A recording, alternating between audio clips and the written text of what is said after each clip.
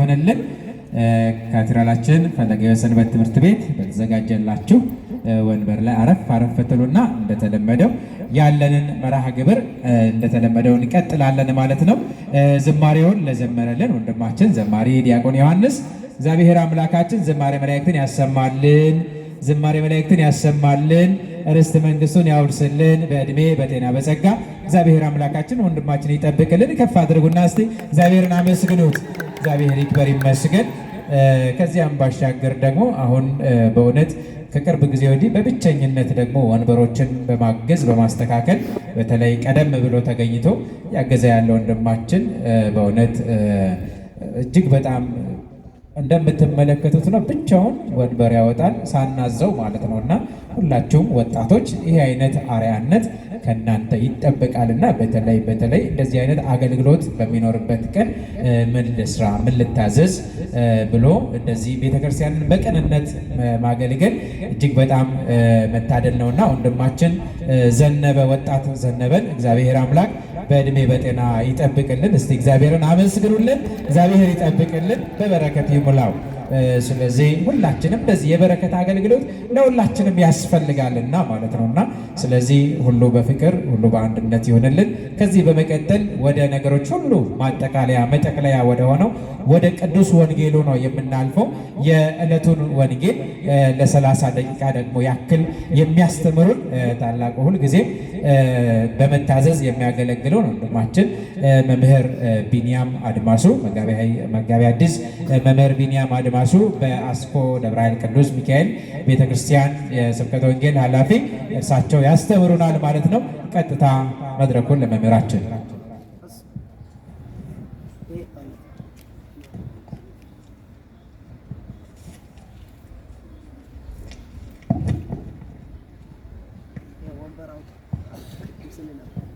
በስመ አብ ወወልድ ወመንፈስ ቅዱስ አሐዱ አምላክ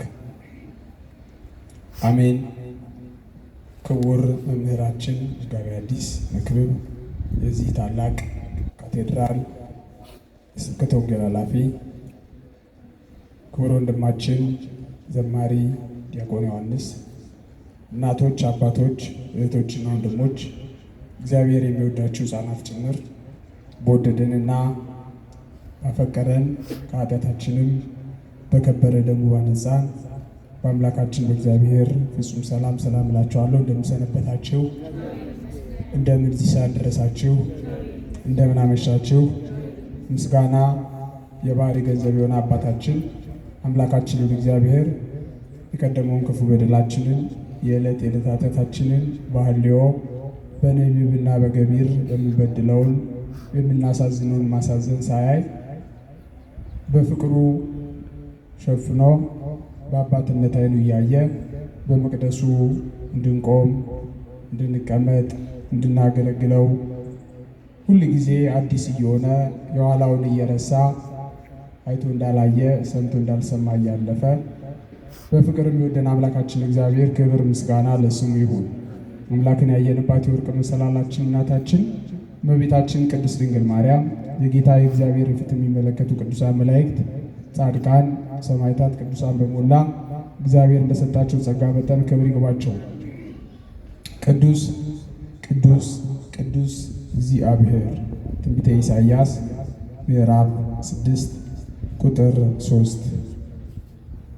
እንደ እግዚአብሔር ለአምላካችን መልካም ፈቃድ በዚህ ያውቃል ላይ እንማማራለን።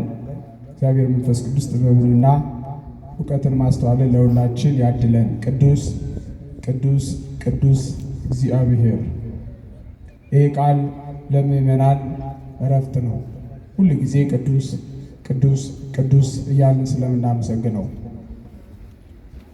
በሌሊትና በነግ ኪዳን ላይ ባንገኝ ወይ በሰርክ እንደ ልዩ ጉባኤ ይሄኛው የጸሎት ክፍል ባይደርስ በምናደርሰው የዘወትር ጸሎት ላይ ሁላችን ቅዱስ ቅዱስ ቅዱስ እግዚአብሔር ጸባዖት ፍጹም ምሉ ሰማያት እያልን በግዕዝ ባንደክም ደግሞ አሸናፊ እግዚአብሔር ወይ ቅዱስ ቅዱስ ቅዱስ ተብለን ምን ትላለን? ትመሰገናለህ ብለን የምናመሰግነው የዕለት የዕለት የረፍት ቃላችን። ምናልባት ዛሬ የአጋዕዝተ ዓለም የቅድስት ሥላሴ ወርሃዊ መታሰቢያ በዓል ቢሆንም በወር አንድ ጊዜ በሰባት ብቻ ቅዱስ ቅዱስ ቅዱስ ብለን በአንድነትና በሶስትነት የሚመለከው እግዚአብሔርን የምናመሰግን አይደለንም።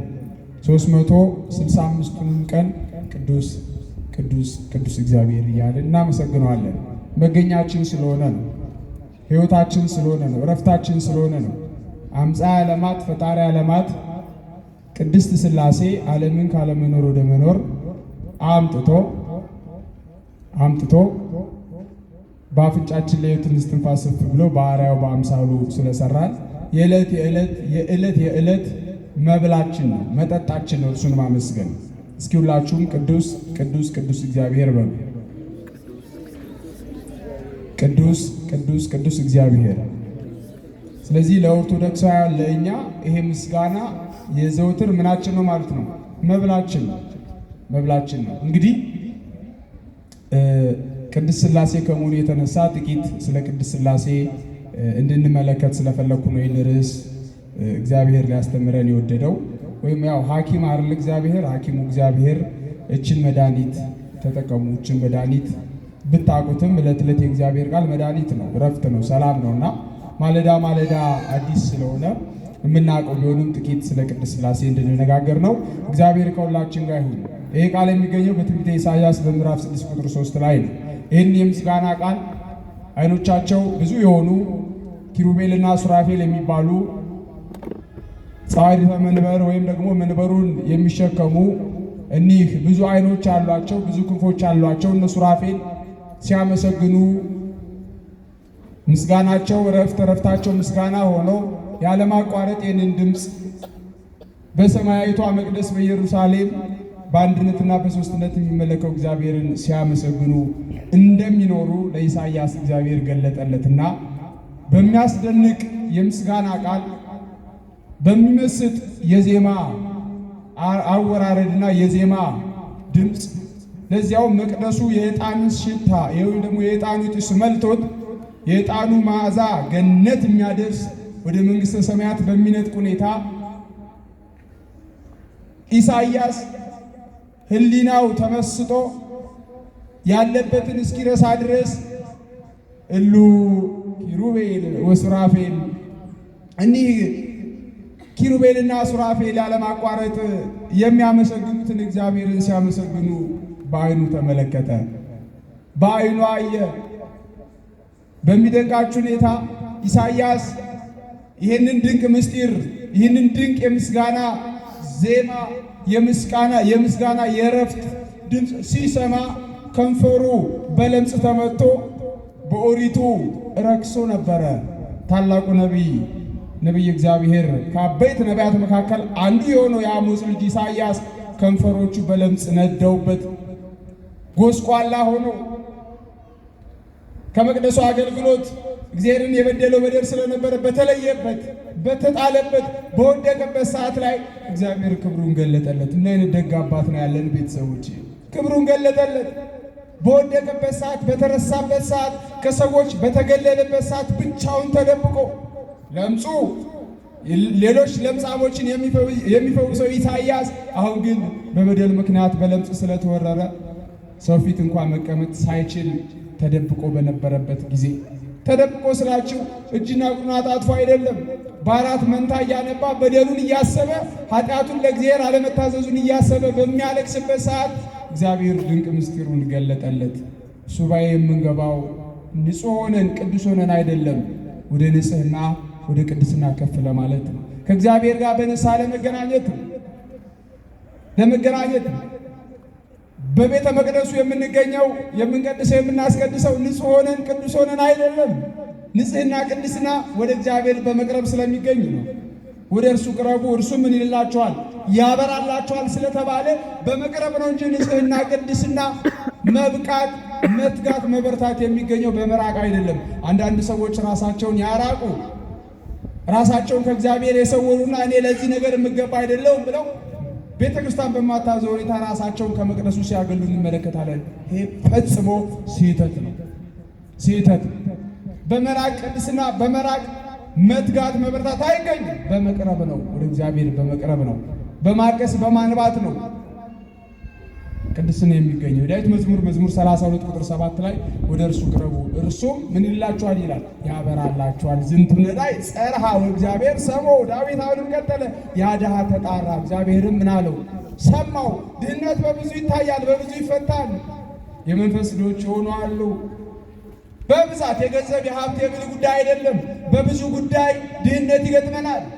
ሀብት ንብረት ሁሉ ነገር ሞልቶ ጸጋ ከማጣት የተነሳ በድህነት ስንራቆት ጸጋውን ለመቀበል ምንም ሳያንሰን ሁሉ ተትረፍርፎልን ከኃይለኛው ከእግዚአብሔር በታች በትህትና ራሳችን ዝቅ ስናደርግ እንሞላለን። ያ ድሃ ተጣራ፣ እግዚአብሔርም በእግዚአብሔር ፊት ደግሞ ሁላችንም ድሃ ነን። በሌላ ሐሳብ እንዳታስቡት፣ በሌላ ሂሳብ እንዳትሰሩት። ብዕልና የሚገኘው ወደ እግዚአብሔር በመቅረብ ነው፣ ከእግዚአብሔር ጋር በመሆን ነው። ስለዚህ ኢሳይያስ የበደለው በደል ነበረ። ምን በደለ? አጠር አድርጌ ልንገራችሁ። ኦዚያን የሚባል ንጉሥ ነበረ። በዚህ ሰዓት ኢሳይያስ ይህንን ድንቅ ምስጢር በተመለከተበት ሰዓት ኦዚያን የሚባል ንጉሥ ነበረ። ኦዚያን ከእግዚአብሔር ጋር የነበረውን ግንኙነት አላልቶ እግዚአብሔርን በደለ፣ እግዚአብሔርን አስቀየመ። ከድርጊቱ እንዲቆጠብ የሚሄድበት መንገድ ትክክል እንዳልሆነ እንዲመለስ ኢሳይያስን እግዚአብሔር ላከው። ሂድ ንጉሥ ኦዚያን አካሄዱ በፊቴ መልካም አይደለምና ገስጸው ተመለስ በለው አለው። ኢሳይያስ ግን ፈራ ይላል። ኢሳይያስ ምን አለ? ፈራ። በጊዜው ባለስልጣን የነበረው ኦዚያንን ፈራ። ሄዶ በፊቱ እግዚአብሔር እንዲህ ይላል፣ ይህን በደልን አስተካክል ለማለት ፈራ። ከፍ ብሎ አንገቴን ዝቅ ብሎ ባቴን ቢቆርጥ ብሎ ፈራ። ሳይታዘዝ ቀረ። ኢሳይያስ ሳይታዘዝ ቀረ። ካለመታዘዙ የተነሳ በለምጽ ተመታ ይላል። ታሪኩን ባጭሩ ነው የምነግራችሁ። በለምጽ ምን አለ? ተመታ። ኢሳይያስ ካለመታዘዙ የተነሳ በለምጽ ተመታ። እንዳልኳችሁ ጾም ጸሎቱን ቀጠለ። ወደ እግዚአብሔር ለመታረቅ ይቅር በሌ ለማለት በዚህ ሰዓት ኢሳይያስ ወደ ሱባኤው ሲገባ የፈራው የተንቀጠቀጠለት የደነገጠለት ኦዚያን በክፋቱ እየጨመረ ስለሄደ የኃጢአት ደሞዝ ሞት ስለሆነ ኦዚያን ሞተ ይላል። ኦዚያን ምን አለ? ሞት አረፍተ ዘመን ገታው። ሞተ ኦዚያን። ምንድነው የሚለው መጽሐፍ ቅዱሱ? ኦዚያን በሞተበት ወራት እግዚአብሔር ለኢሳይያስ ተገለጠለት ይላል። ኦዚያን ምን ባለበት ወራት? በሞተበት ወራት። ኦዚያን ሟች ነው፣ እኔ ግን ሕያው ነኝ ሲል እግዚአብሔር ለኢሳይያስ ተገለጠለት። በባህሬ ሞት በመንግስቴ ህልፈት የለብኝም፣ በዘባነ ኪሩብ ላይ ስሰለስ ስቀደስ እኖራለሁ ብሎ በዘባነ ኪሩብ ሲወደስ ሲመሰገን እግዚአብሔር ለኢሳይያስ ተገለጠለት። ያው የፈራው ንጉሥ ሞተ። ሀብቱ ንብረቱ፣ እውቅናውና ስልጣኑ፣ በዙሪያው ያሉት መሳሪያዎች ኦዚያንን ምን ይለው አልቻለም፣ ሊያድነው አልቻለም። እኔ ግን ሕያው ነኝ ብሎ በሕያውነቱ ተገለጠለት። ታየው።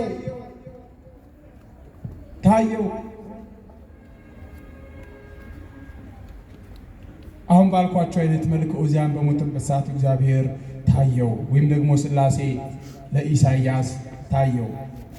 ሥላሴ ማለት ምን ማለት ነው የሚለውን አጠር ያደረግን እንመልከት። ሥላሴ የሚለው ቃል የግዕዝ ቃል ነው። ሶስት ሆነ፣ ሶስትነት ማለት ነው ሥላሴ ማለት።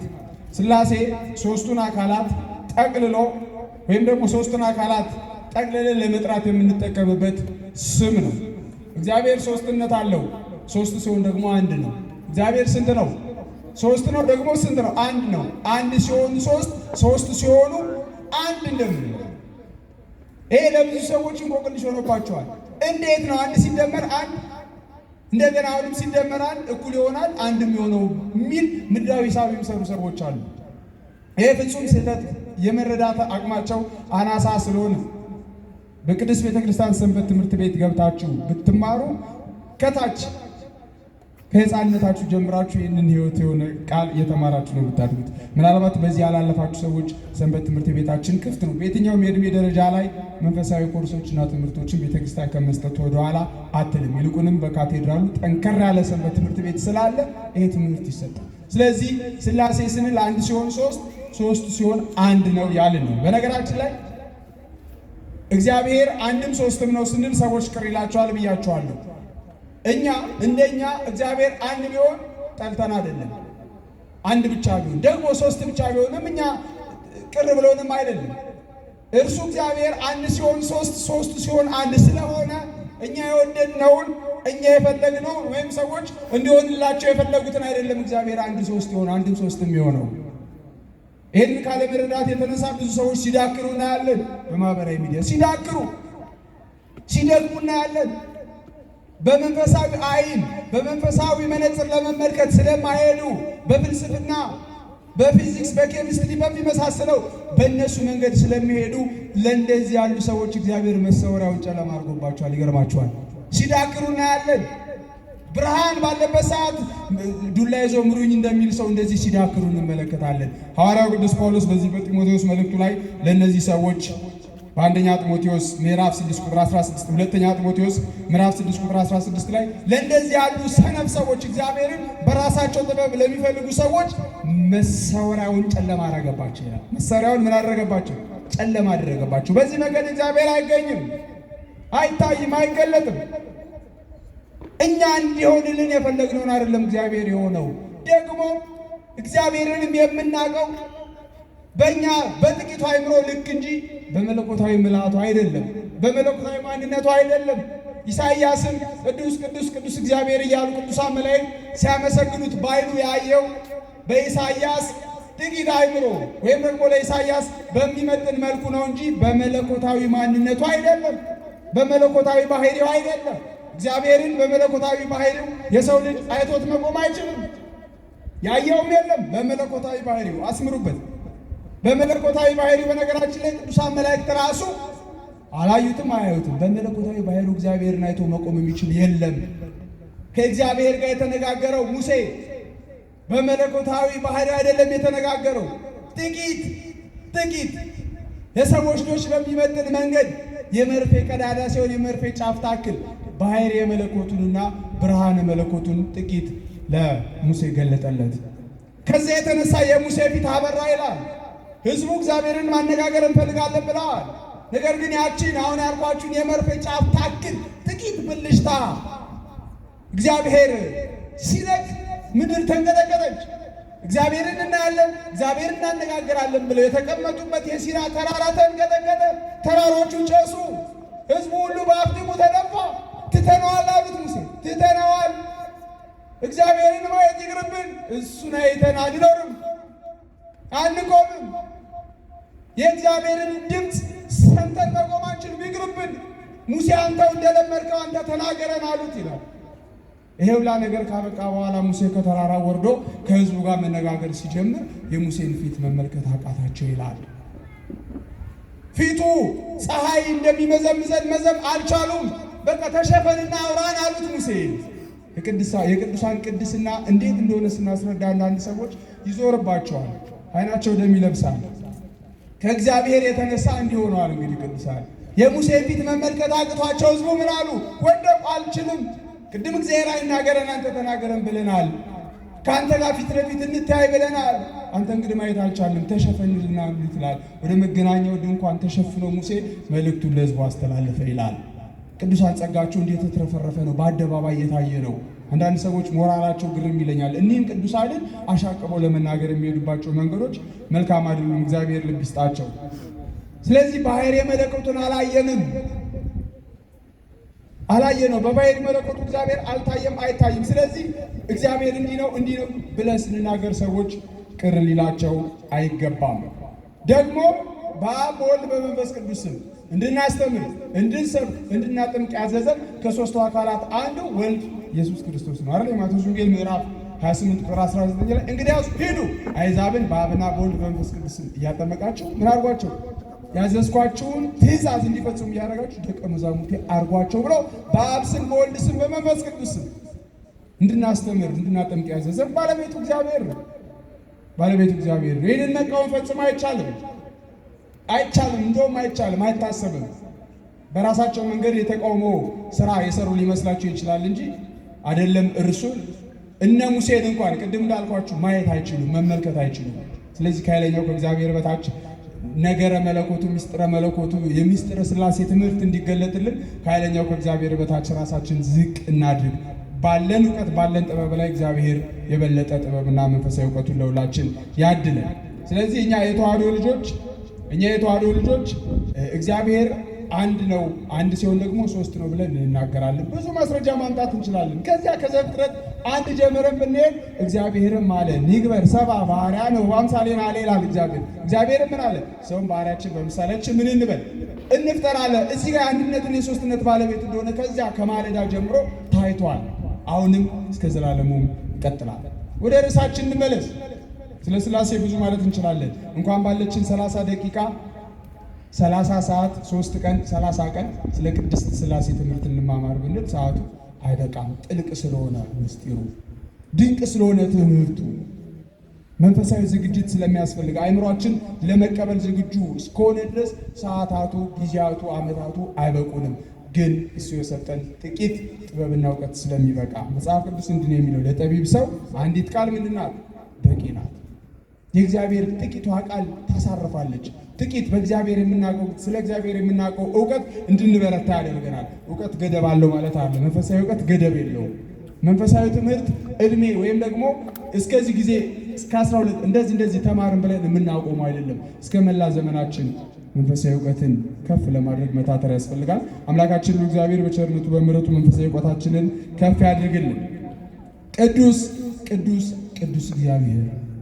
ይህን ድምፅ ኢሳይያስ ሰማ። እስኪ አጠራ ግን እናንብበው መጽሐፍ ቅዱስ። ኢሳይያስ ይህንን ቃል ሰማ። ከፍ ብዬ አሁንም ከአንድ ጀምሮ ላንብብላችሁ። ኢሳይያስ ምዕራፍ 6 ቁጥር 1 ከዚህም በኋላ ንጉሥ ዖዝያን በሞተበት ዓመት እግዚአብሔርን ኢሳይያስ ነው የሚናገረው። እግዚአብሔርን በረጅምና ከፍ ባለ ዙፋን ተቀምጦ አየሁት። ምስጋናውም ቤቱን መቅደሱን ሞልቶት ነበር። ሱራቤልም በዙሪያው ቆመው ነበር። ለእያንዳንዱም 6 ክንፍ ነበረው። በሁለት ክንፎቻቸው ፊታቸውን ይሸፍኑ ነበር። በሁለቱ ክንፎቻቸው እግሮቻቸውን ይሸፍኑ ነበር። በሁለቱ ክንፎቻቸው ይበሩ ነበር። አንዱም ለአንዱ ቅዱስ ቅዱስ ቅዱስ የሰራዊት ጌታ እግዚአብሔር፣ ምድር ሁሉ ከክብሩ ተሞልታለች እያሉ ይጮሁ ነበረ። የመድረኩ መሰረት ከጩኸታቸው ድምፅ የተነሳ ተናወጠ፣ ቤቱንም የዕጣን ጢስ መላው። ቅዱስ ቅዱስ ቅዱስ ተብሎ የማይመሰገንባቸው ብዙ አዳራሾች ሊኖሩ ይችላሉ። ይህንን መቅደስና ይህንን ታላቅ የምስጋና አዳራሽ ግን ማንም ሊያክል አይችልም። ማንም ሊያክል አይችልም። ሰዓታቱ፣ ማሕሌቱ፣ ሊጦኑ፣ ኪዳኑ፣ ቅዳሴው፣ በመቅደሱ የሚደረገው አገልግሎት በሞላ የማያምኑትን ያንቀጠቅጣል። ለእኛ ደግሞ ረፍት ነው። ለእኛ ደግሞ ሰላም ነው። ወደዚህ ረፍት ነው፣ ወደዚህ ሰላም እግዚአብሔር ይጥራልን ተቃዋሚዎችን። መቅደሱ ተንቀጠቀጠ። የዕጣኑ ጢስ መቅደሱን መላው። የማይጠንት ሰዓት ደርሶ ቆማችሁ ስታስቀድሱ ካህናት እየዞሩ ሲያጥኑ አቤት ያለው መዓዛ፣ አቤት ያለው ደስታ፣ የዕጣኑ ሽታ። ነጠላችንን ገርበብ አድርገን የዕጣኑ ሽታ አሜን ብለን እንቀበላለን። ለቤታችን በረከት ነው፣ ለቤታችን ውበት ነው፣ እረፍት ነው፣ ሰላም ነው፣ ክፉ መናፍስትን የሚያርቅ ነው። በልባችን ላይ መንፈሳዊ ዕጣን ደግሞ የበለጠ ቢታጠንበት በሕይወታችን ላይ በልብሳችን ብቻ ሳይሆን በማንነታችን ላይ አልሰበር ያለው አልንሸራሸር ያለው የደነዘዘው ልባችን ላይ ደግሞ ይሄ መንፈሳዊውን ዕጣን ራሳችን ለእግዚአብሔር ከማስገዛት ጋር በደንብ ብንታጠነው ምን አይነት ለውጥና ምን አይነት ረፍት ይገኝ ይሁን። ይሄኛው አንድ መንገድ ነው። ወደዛኛው ከፍታ ደግሞ ቀረብ ማለት የምንችለው በዚህ መንገድ ነውና እግዚአብሔር እንድንተጋ እንድንበረታ በቸርነቱ በምሕረቱ ይርዳል። የመቅደሱ መሰረት የመድረኩ መሰረት ተናወጠ፣ ተንቀጠቀጠ። ከድምፃቸው የተነሳ ከምናቸው የተነሳ? ከድምፃቸው የተነሳ። የቅዳሴው ድምፅ፣ የሰዓታቱ የማሕሌቱ ድምፅ እኮ ብዙዎችን ያስጨንቃል፣ ያንቀጠቅጣል። ለእኛ ደግሞ ረፍት ነው። አጋንንት ይጨነቃል። ከመቅደሱ የሚወጣውን የሕይወት ድምፅ ሲሰማ ይረበሻል። ምናልባት በድምፅ ማጉያ ስለወጣ እንዳይመስላችሁ፣ ድምፁ ይረብሻዋል፣ እረፍት ይነሳዋል። ካለበት ቦታ ጨንቆት ጠቦት ብን ብሎ እንዲጠፋ ያደርገዋል። በዚህ መቅደስ የሁላችን ፍጻሜ ያሳምርልን። ከዚያስ እኔም ይህን ድምፅ በሚሰማ ሰዓት ልብ በሉ። ኢሳይያስ ምን ላይ ነው ብያቸዋለሁ? ሕመም ላይ ነው። የኃጢአት ያለመታዘዝ ሕመም ላይ በለምጽ ተመቷል። በለምጽ ተመቷል። በኦሪት ቅድም እንዳልኳችሁ የበደለኞች መቅጫ ነው ለምጽ። ለምጽ ያለበት ሰው ከሰው አይቀላቀልም፣ ከሰው አይቀላቀልም፣ ይገለላል። በምንም ሊሸፈን አይችልም። ለምጹ ደግሞ በምንም ጨርቅ ቢሸፈንበት በጨርቁ ላይ ለምጹ ይወጣል። እንዲህ ያለውን ጨርቅ ተዉት። ድንኳን ታውቁ የለ? ድንኳን ለምጻም የሆነ ሰው በድንኳን ቢሸፈን በድንኳኑ ላይ ለምጹ ዘሎ ወይም ደግሞ አልፎ ይወጣ ነበር። ይሄ ከባድ ነበር። ይህን ስርዓት ያስቀረልን ክርስቶስ ኢየሱስ ነው። ክብር ምስጋና ለስሙ ይሁን። ስለዚህ ጉዳይ ስላልሆነ ርዕሳችን ወደዛ አንገባ። ከዚያስ ምንድነው የሆነ? ይህን ድምፅ በሚሰማበት ሰዓት እኔም አለ ኢሳይያስ፣ እኔም ከንፈሮች የረከሱብኝ ሰው በመሆኔ ከንፈሮቻቸው በረከሱባቸው መካከል በመቀመጤ ዓይኖቼ የሰራዊት ጌታ ንጉሥ ቅዱስ እግዚአብሔርን ስላዩ ጠፍቻለሁና ወዮልኝ ብዬ ተንቀጠቀጥኩ ይላል ኢሳይያስ። በድዬ አሳዝኛለሁ። በዚህ በበደሌ በዚህ በኃጢአቴ ውስጥ ያንን ታላቁን ንጉሥ ከፍ ባለውና በረጅሙ ተራራ የሚወደሰው አምላኬን ሥላሴን ስላየሁኝ ጠፋሁኝ። ካሁን ነፍሴ ከሥጋዬ ተለየች፣ ጉዴ ብዬ ተዘረፍኩ ይላል።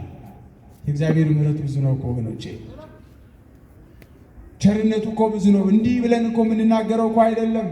በብዙ ኃጢአት በብዙ በደል መካከል ጸጋውን አትረፍርፎ ስንት ውለታው አለልን፣ ስንት ስጦታ ሰጠን። የሚገባን ሰው ግን አልነበርንም፣ በፍጹም አልነበርንም፣ በፍጹም በብዙ በደል። ቸርነቱ ብዙ ስለሆነ ግን እኛ ከምናስበው በላይ እኛ ከምንገምተው በላይ ያኖረናል፣ ይመግበናል። ወዮልኝ ጠፋሁ ብሎ ሞቱን መጠባበቅ ጀመረ። የሆነ መብረቅ መጥቶ ላዩ ላይ ወድቆ አመድ ዱቄት ያደርገኛል ብሎ ኢሳይያስ ዝቅ ብሎ መጠበቅ ጀመረ። ከሱራፌል አንዱ ወደ እኔ ተላከ ይላል። ወደ ኢሳይያስ ከሱራፌል አንዱ ወደ እኔ ተላከ። በእጁም ከመሠዊያው በጉጠት የወሰደውን ፍም ነበረው። ምን አደረገ? ከመላእክቱ ከሱራፌል መካከል አንዱ ከመሠዊያው ላይ ከጽናው ላይ ካህናት ከሚያጥኑበት ስብሐት ወክብር ለስሉስ ቅዱስ ያሉ ከሚያጥኑበት ከመሠዊያው ላይ ካለው ዕጣኑ መዓዛው ከሚታይበት ከሚሸትበት ፍም በጉጠት ይዞ ወደ እኔ መጣ ይላል ኢሳይያስ። ከቃሉ ጋር ናቸው። ልብ ብላችሁ አዳምጡ። ምን ይዞ መጣ አለ? ፍም ይዞ መጣ። በምን? በጉጠት። እናንተ የምታውቁት መቆንጠጫ ነው አይደል? ቤት የምንጠቀምባቸው ቁሳቁሶቻችን ወደ ቤተ መቅደስ ሲመጡ ስማቸው ይለወጣል፣ ክብራቸው ይለወጣል። ንዋያተ ቅድሳት ይባላሉ። ብዙ እኛ የምንጠቀምባቸው እቃዎች ቤት በምንጠቀምባቸው ስም አለ። ቤተ መቅደስ ሲመጡ የሚጠሩት ይለወጣሉ፣ ይቀየራሉ፣ በዚያውም ላይ ይቀደሳሉ። እንዲገባችሁ ነው መቆንጠጫ አልኳቸው። መልአኩ ምን አደረገ? በጉጠት ፍም ይዞ መጣ። የከሰል ፍም እኛ የምናቋርለ ይዞ መጣ። ያስፈራል። እሳቱ ፍሙ በጉጠት የያዘው ፍም ያስፈራል። እየበረረ በድያለሁ፣ አሳዝኛለሁ፣ ሞቴን ነው እኔ ልቀበል የሚገባኝ፣ ወዮልኝ አንተን በማየቴ ብሎ ሞቱን የሚጠባበቀው መልአኩ የተመዘዘ ሰይፍ ይዞ መጥቶ አንገቴን ይቀላኛል ብሎ የሚጠብቀው ኢሳይያስ ነገሩ እንደዛ አልነበረም። ቸርነቱ ብዙ የሆነው ጌታ ሱራፌልን ላከው። ለምን ላከው ይሆን? በዚህ ሰዓት ምን በለው አቃጥሎ ብሎት ይሆን? ጨርሰው ብሎት ይሆን? አይደለም። ያንን በጉጠት የተያዘውን ፍም ይዞ የእግዚአብሔር መልአክ ወደ ኢሳይያስ መጣ። ቀና በላለው። ቀና አለ። የሆነ ነገር ያደርገኛል ብሎ ይጠብቅ ነበረ። በዚያ ፍም አስቡት ምን ሊሆን እንደሚችል ሙቀቱ፣ ግለቱ ሲያስፈራ፣ ለዛውም እሳታዊ መልአክ እሳቱን ይዞ መጣ። በባህሪው እሳት ሆኖ ከእግዚአብሔር ዘንድ ተልኮ መጣ። ይሄ ለኃጢአቱ ደሞዝ መቅጫ ጥፋት ወይም ደግሞ ለኃጢአቱ ለበደለው በደል ሁሉ የሚቀበለው ደሞዝ አልነበረም፣ ፈውስ ነበረ። በጣም በሚገርማችሁ ሁኔታ የተያዘውን በጉጠት የተያዘውን ፍም አመጣና ከንፈሩን ምን አለ ይላል? ዳሰሰበት ይላል። ሰው መሆን ይችል ይሆን ኢሳይያስ? ለዛውም ከሰማይ በመጣው በእሳታዊ መልአክ የተያዘው ፍም የኢሳይያስን ከንፈር ምን አለ ይላል? ተንቦግቦጎ አያልቅም ብላችሁ ታስባላችሁ? ኢሳይያስ የባሰ እዛው እንደፈራው እንዳሰበው መልአኩ እሳታዊ ነው፣ ደግሞ የያዘው እሳት አለ። ቀልጦ እንደ ሎጥ ሚስት ቀልጦ የሚቀር ሊመስላችሁ ይችላል። አልሆነም። በእሳቱ ጉጠት የእግዚአብሔር መልአክ የኢሳይያስን ከንፈር በዳሰሰው ጊዜ ከለምጹ ነፃ ይላል። ክብር ምስጋና ለአምላካችን ይሁን። ከለምጹ ነፃ ይላል። በእሳት መፈወስ አለ ለካ ክርስቲያኖች። ተፈወሰ ይላል። እሳቱ ምን እንዴት እንዳውኛ ብናስበውን ፍም አፋችሁ ውስጥ አድርጉት ትድናላችሁ። ከቤተ መቅደስ ሂዱና ወይም ደግሞ ካህናት ይመጣሉ ላለባችሁ ችግር አፋችሁን ክፍት አድርጉና ፍሙን በጉጠት ያጎርሷችኋል። ያንን ከበላችሁ ትፈወሳላችሁ ብትባሉ እሺ ትላላችሁ? ሳታውቁ ነገር አትሉ? ወንዶችስ እንዳትዋሹ እሺ ትላላችሁ? የችግራችሁ መፍትሄ ለመከራችሁ ማብቂያ ወደ ካህናት ወደ አባቶቻችሁ ትሄዳላችሁ። ፍሙን በጉጠት አፋችሁ ውስጥ ይጨምሩታል። ያኔ ትፈወሳላችሁ ብትባሉ እሺ ትላላችሁ? ወንዶች አቤት አንወሻሻ። እሺ ነው እምቢ ነው? እምነት የሚባል ነገር አለ። አልጠነከርንም፣ ያስፈራል። እግዚአብሔር መፈወስ በሚፈልግበት መንገድ ግን ከመጣ እምቢ ማለት አይቻልም። እምቢ ማለት አይቻልም። የእግዚአብሔር መልአክ ለዑራኤል ምን ይዞለት መጣ መሰላችሁ? ቅዱሱ ስዕል ላይ እንደምትመለከቱት ጽዋ ይዞለት መጣ። ጽዋው ውስጥ ወይን እንዳይመስላችሁ የነበረው ምን እንደነበረ ታውቃላችሁ? የእሳት ጁስ ነበረ። በሚገባን ቋንቋ ምን ነበረ ጽዋ ውስጥ? የእሳት ጁስ በሚገባችሁ ቋንቋ። እንካ ጠጣ አለው ዑራኤልን። ተንበረከከ ከመልአኩ ክብር የተነሳ ጠጣ ብሎ ሰጠው። ሲመለከተው ጽዋ ውስጥ ወደዛ ወደዚህ የሚለው የሚጎማለለው ምን ነበረ? የእሳት ጁስ ወይም ደግሞ እሳት በደንብ ለስልሶ እንደ ጁሱ ተፈጭቶ ጠጣ አለው። የመጣው ከእግዚአብሔር ዘንድ ስለሆነ እምነት ስለነበረው ራሱ ሴን ምንድን ያደረገው? እሺ ብሎ በእምነት ያንን እሳት ጠጣ ይላል። ያንን እሳት በጠጣ ጊዜ የእውቀት ፈሳሽ፣ የእውነት የእምነት ምንጭ ጥበብ ተጨመረለት ይላል። በእንደዚህ አይነት መንገድ ነው እግዚአብሔር ወደኛ የሚመጣው። ወደ ሕይወታችን ስናመጣው በመከራ ውስጥ እረፍት አለን፣ በማጣት ውስጥ ማግኘት አለን፣ በህመም ውስጥ ፈውስ አለን። በዚህ በሚደርስባችሁ ልዩ ልዩ መከራ አታጉረምርሙ። እሳቱ ይሄ ነው ወደኛ የሚመጣው። በጽዋ ውስጥ ቅዱስ ዑራኤል እንዳመጣው በእኛ ብዙ ጽዋዎች ይመጣሉ፣ የመከራ ጽዋዎች። ከሱራፌል መካከል መጥቶ የኢሳያስን ከንፈር እንደዳሰሰው በእኛ መካከል የሚመላለሱ ብዙ እሳቶች አሉ። ብዙ እሳቶች፣ ብዙ መከራዎች አሉ። ኃጢአትም ቢሆን እንኳ ከእግዚአብሔር እቅፍ አንውጣ እንጂ ፈውስ አለ። በንስሐ መመለስ መታጠብ አለ። የተከፈተ በር ተዘጋጅቷል። የኢሳያስ ከንፈር ነጻ፣ ከለምጹ ነጻ። ከእግዚአብሔር ዘንድ ድምፅ መጣ። አሁን ማንን ነው ምልከው? ወደ ነገሥታቱ ማን ነው የሚላክልኝ? ምን ይሻለኛል ብሎ እግዚአብሔር ጥያቄ ማቅረብ ጀመረ። ማንን ልላክ የሚል ድምፅ አሰማ። ኢሳያስ 6:6 ከሱራፌልም አንድ ወደ እኔ ተላከ፣ በእጁም ከመሠዊያው በጉጠት የወሰደው ፍም ነበረ፣ አፌንም ዳሰሰበት። እነሆ ይህ ከንፈሮችን ነክቶአልና በደልህ ከአንተ ተወገድ አለ እግዚአብሔር መልአክ። በደልህ ከአንተ ምን አለ? ተወገድ። ካህናት አባቶቻችን የሚሰጡን እንደ እሳት የሆነ ስግደት፣ ጾም፣ ቀኖና ፈውስ ይሰጣል። ከቃሉ ጋር ናችሁ? ምን ይሰጣል? ፈውስ። የሚቆነጥጡን ቁንጥጫ፣ ስለበደልነው በደል እግዚአብሔርን ለመካስ የምንደክመው ድካም፣ የምንራበው ረሃብ፣ የምንሰደደው መሰደድ፣ የምንሰግደው ስግደት፣ የምንጾመው ጾም ለካሳ የሚሆነው ሁሉ እሳት ነው። እሳት ነው። ይህ ለደካማው ስጋችን ግን ምን ያመጣል? ፈውስ ያመጣል። ተፈወሰ ለኃጢአት አለው። ኃጢአት ተሰረየልህ አለው። ከዚያ በኋላ ነው ድምፅ የመጣው። እግዚአብሔር ማንን እልካለሁ አለ። ማንን የምልከው? ማንስ ወደዚያ ሕዝብ ሄዶ ይሰብክልኛል? አንድ የነበረኝ ኢሳያስ ንጉሥ ዖዝያንን ፈርቶ አልላክም ብሎኛል። ማንን የምልከው ብሎ እግዚአብሔር ድምፅ አሰማ። በዚህ ሰዓት እግዚአብሔር እንዲህ ሲል ሰማሁኝ። እኔም እነሆኝ ጌታዬ ሆይ እኔ ባሪያህ አለው ላከኝ አልኩት ይላል። ምን አልኩት ይላል? ላከኝ አልኩት። እግዚአብሔርም ሂድ ይህንን ሕዝብ መስማትን ትሰማላችሁ፣ አታስተውሉም፣ ገስጻቸው፣ ምከራቸው አለው ይላል። የእግዚአብሔር ቤተሰቦች በእሳትና በውሃ መካከል በማለፍ ውስጥ በመከራ በብዙ ስቃይ በማለፍ ውስጥ ክብር ይገኛል። አገልግሎታችን ከፍ ይላል። ክርስትናችን ይጠብቃል። እንዳትሰቀቁ መከራውን፣ እንዳትፈሩ መከራውን። በዚህ ሁላ መከራ መካከል ያ ታላቁ ኢሳያስ ማንን ተመለከተ? እግዚአብሔርን አየ። እግዚአብሔርን ተመለከተ። ቅዱስ እስጢፋኖስ በድንጋይ መወገር ውስጥ ሥላሴን አየ። አካላዊ ቃል ቀዳማዊ ቃል ከድንግል ማርያም ሥጋ ነስቶ የዋጀንን ክርስቶስ ኢየሱስን በአብ በባሕሪ አባቱ በአብ ሕሊና በቀደመ ክብሩ ተመለከተው። ኢሳያስ በሐዋርያት ሥራ 7:50 ጀምሮ ተመልከቱ። የኢሳያስ ስብከት ይሄ አሁን የነገርኳችሁ ስብከት ነበር። የትኛው? ኢሳያስ 6 ላይ ጀምሮ ያለው ቃል ነበረ። ይህንን ሕዝብ ሂዱና መስማትን ትሰማላችሁ አታስተውሉም በላቸው ያለውን ቃል ይሄ ታላቁ ቀዳሜ ሰማዕት ቅዱስ እስጢፋኖስ ሄደና ተሰብስበው ለነበሩ ለአይሁድ መከራቸው። እግዚአብሔር አምላካችን አባታችን የምትሉት የኛ አባት ገስጿችሁ ነበረ በኢሳያስ ላይ አድሮ መስማትን ትሰማላችሁ አታስተውሉም፣ ዓይን አላችሁ ግን አትመለከቱም እያለ ይገስጻቸው ጀመረ። ማን? ቅዱስ እስጢፋኖስ ሲገስጻቸው ሲመክራቸው፣ አንተን ብላቴና ከፍ ብለኛል እንዴት ትመክራለህ ብለው ከከተማ አውጥተው በዚያውም ላይ ክርስቶስ ኢየሱስ ላይ ያደረሱትን ግፍ ሐሰት እንደሆነ ስህተት እንደሆነ ስለነገራቸው ከከተማ አውጥተው ቅዱስ እስጢፋኖስን ድንጋይ ሊጥሉበት ልብሱን አውላለቁና ወደ ጉድጓድ ጣሉት። ከዚያስ ይህንን ከበሮ የሚያካክል ድንጋይ ቅዱስ እስጢፋኖስ ላይ መወርወር ጀመሩ።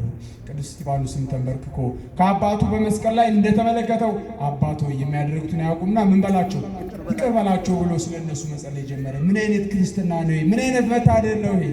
በዚህ ሁላ ስቃይ መካከል አጥፋቸው ጨርሳቸው ማለት ሲገባው ከአባቱ ከክርስቶስ ኢየሱስ መስቀል ላይ የተማረው ይቅርታ ማድረግ ስለሆነ ይቅር በልልኝ። የቅዱስ እስጢፋኖስ ልመናም የክርስቶስ ይለያያል። ክርስቶስ የባህሪ ገንዘቡ ስለሆነ ለእኛ ለማስተማር አባቶ የሚያደርጉትን አያውቁም ይቅር በሉ ብሎ ራሱ ይቅር አላቸው። ራሱ ታረቃቸው። ከባህሪ አባቱ ከአብ ጋር አስታረቃቸው እንጂ እንደ ቅዱስ እስጢፋኖስ አቅም ስለሌለው እነሱን ይቅር ማለት ወደ እርሱ ይቅር ማለት ወደሚችለው አቅርቧል። ክርስቶስ ኢየሱስ ግን ሁሉ በእጁ ይቅር ባይነት የባህሪ ገንዘቡ ሲሆን ለእኛ አርአያና ምሳሌ ሲሆን የሚያደርጉትን አያውቁምና ምን በላቸው ይቅር በላቸው ብሎ የኦርቶዶክስ አስተምሮ ልንገራችሁ ብዬ ነው ይህን አደረገ። በዚህ ሰዓት ነው እንግዲህ ለቅዱስ እስጢፋኖስ ሥላሴ የተገለጡለት።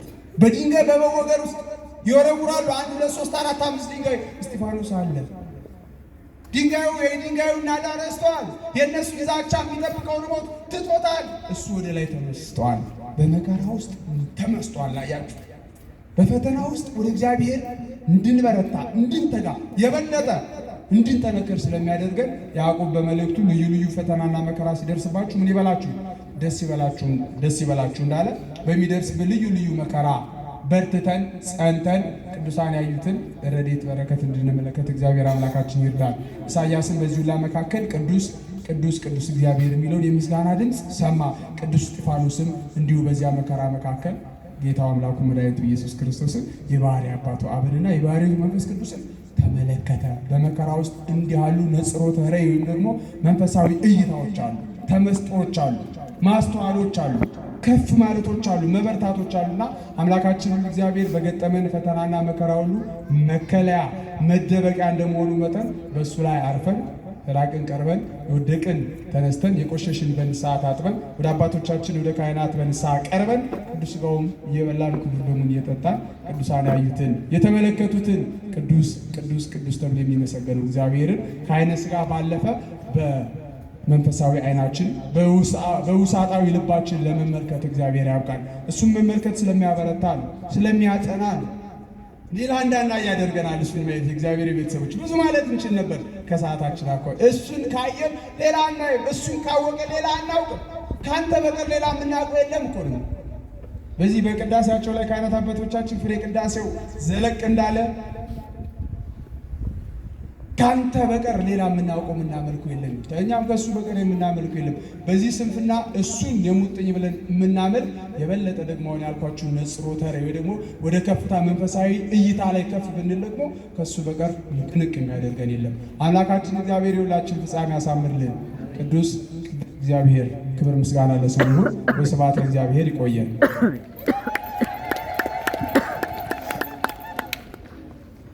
በመምህራችን ላይ አድሮ ማን አስተማረን? ማን መከረን? ስሙ ለዘላለም የተባረከና የተመሰገነ ይሁን። ከፍ አድርገን እናመስግነው እግዚአብሔርን። ቅዱስ ቅዱስ ቅዱስ በሚል ኃይለ ቃል መነሻነት በትንቢተ ኢሳይያስ ምዕራፍ 6 ቁጥር 3 ላይ ያለውን መምህራችን አንስተው ስለ ዕለቱን በዓል በተመለከተ የአጋዕዝተ ዓለም ቅድስት ሥላሴ ትምህርት አስተምረውናልና በብሉይ ኪዳን በሐዲስ ኪዳን ሥላሴን መገለጥ የቤተ ክርስቲያን አስተምህሮ ሥላሴ ስንት ናቸው ብለን ስንል አንድም ሶስትም ናቸው የሚለውን መሰረታዊ የቤተ ክርስቲያኒቱ ትምህርትን አንድነታቸው እንደምንድን ነው? ሶስትነታቸውስ ብለን ስንል በስም ሶስትነታቸውስ በስም በአካል በግብር አንድነታቸውስ ብለን ስንል ደግሞ በአጠራር በስልጣን በህልውና በአገዛዝ። ስለዚህ የሥላሴ ስም ጠቅልል ተደርጎ ደግሞ እግዚአብሔር የሚለውን አንድ አምላክ አንድ ጌታ ሶስት ስንል ሶስት አምላክ እንዳልሆነ ሶስት ሲባል ሶስት አምላክ እንዳልሆነ ወይንም ደግሞ ይህ አስተምህሮ እንደሌለ ሁላችንም የምንገነዘብበትን ትምህርት አስተምረውናልና እግዚአብሔር አምላካችን ለመምህራችን ቃለ ሕይወትን ያሰማልን፣ ቃለ ሕይወትን ያሰማልን።